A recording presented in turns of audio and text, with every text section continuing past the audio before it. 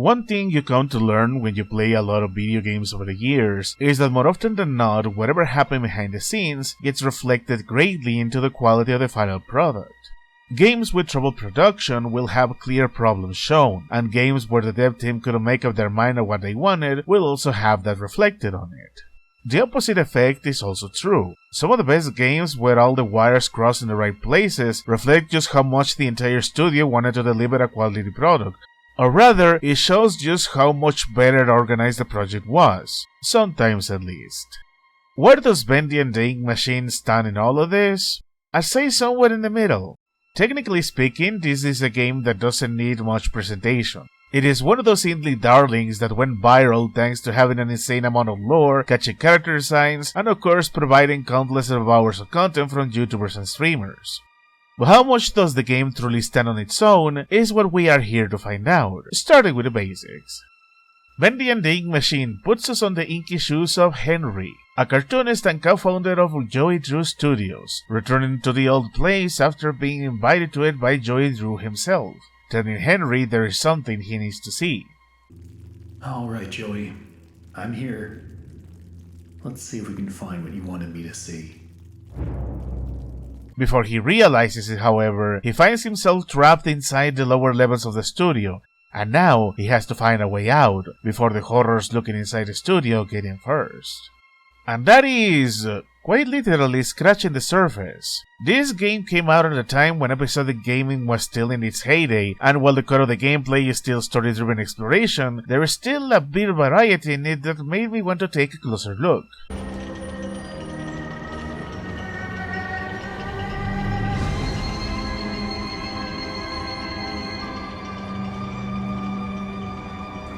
The one thing that sticks out to me the most is how the gameplay slowly evolves with each of the 5 chapters.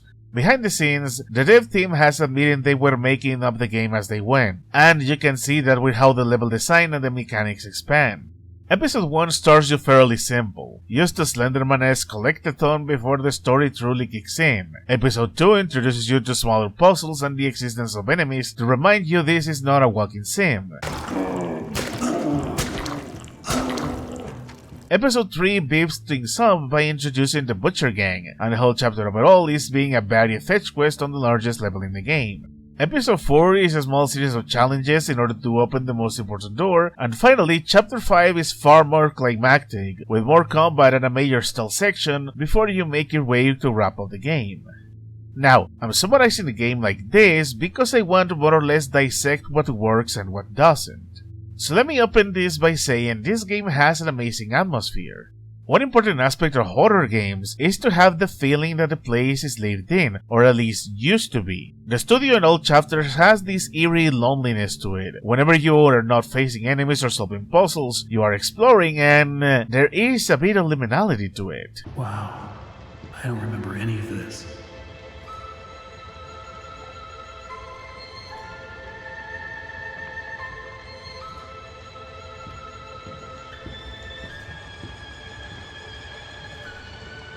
Makes you wonder how things used to be before everything went wrong, and then you feel the dread as you start finding out what happened, with even moments where the game toys with you a bit with a small jump scare here and there, and also pulling some really good mind games. Who put this here? And this dread makes sure that a few enemy encounters the game has can hit you. Not screaming in terror, but enough that you actually feel in danger when the monsters are out to get you. This reaches its peak from episode 3 onwards, as the Ink Demon begins wandering the studio, with the frequency of encountering him becoming more common if you make too much noise by running or destroying Bendy cutouts. While it's rather easy to avoid him if you mostly just walk or have a hiding spot available nearby, there's also a good chance he will just spawn on top of you, and then you get to enjoy a fun little scare as you run for your life.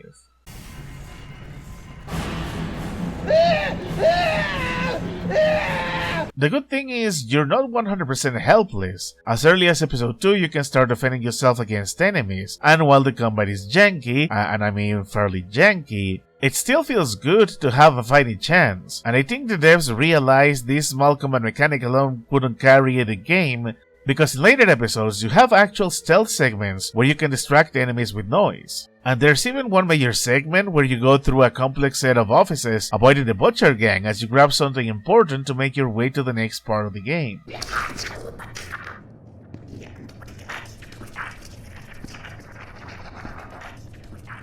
It's not the most complex stuff, but it did do a very good job in making me feel like I was in danger, and I need to play smart if I don't want to end up dead, because it's very possible to die in this game.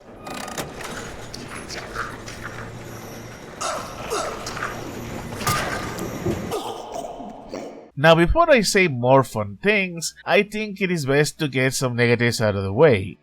Like I've been saying, this is a small indie game that was more or less made on the go because the dev team didn't expect it to catch on as hard as it did, and it shows. While I love that you can explore the studio freely in all 5 chapters, there isn't really much else to do that isn't an objective set by the game.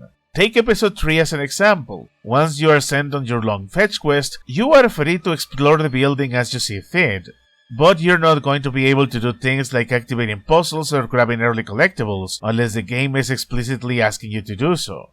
And it sucks, because they did went through the trouble of making the whole place explorable, but unless you're looking for collectibles, most of the place becomes redundant and very scripted. It might as well be 100% linear.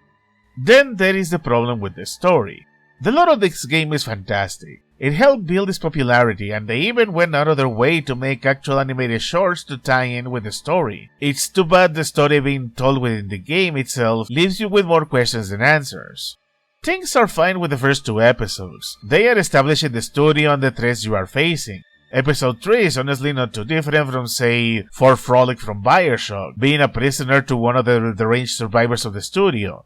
Yes, I will spare you. For now. Better yet, I'll even let you ascend and leave this place. If you will do a few eensy, weensy little favors for me first. Return to the lift, my little errand boy. We have work to do.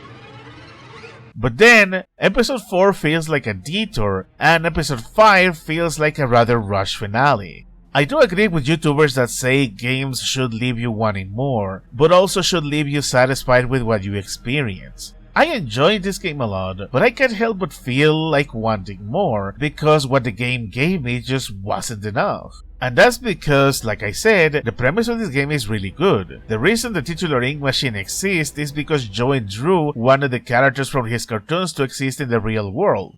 Of course, messing with forces beyond your comprehension are bound to come with consequences, and at every turn in this game, we get to see the very supernatural consequences.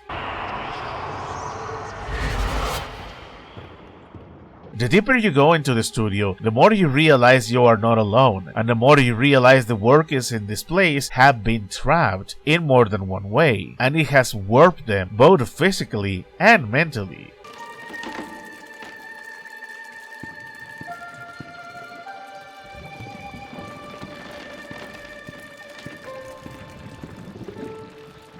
And it's not like the game has a shortage of great moments, like navigating the sewers of the studio where a giant hand is lurking in the inky water ready to kill you.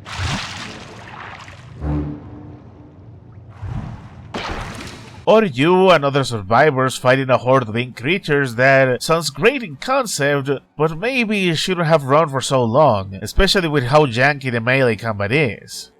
The point I'm making is, for as troubled as the production was in this game, and as ironic as it is that a game about a studio with a very overworked staff was in fact made by a dev team that was mismanaged and very overworked, this has a ton of potential. True to any first installment, it is a proof of concept, a diamond in the rough if you will, and the best way you can polish this proof of concept is making sure a sequel that meets that potential, which thankfully exists and it's also supposedly really good. And I do hope it is when I get to it, because I want to see what more can be done with the concept, because a lot of it gives me heavy BioShock vibes, with a creator that wanted to do something great, only for it to backfire and turn what was supposed to be a place of progress, or in this case happiness, into a hellhole that turns its inhabitants into monsters.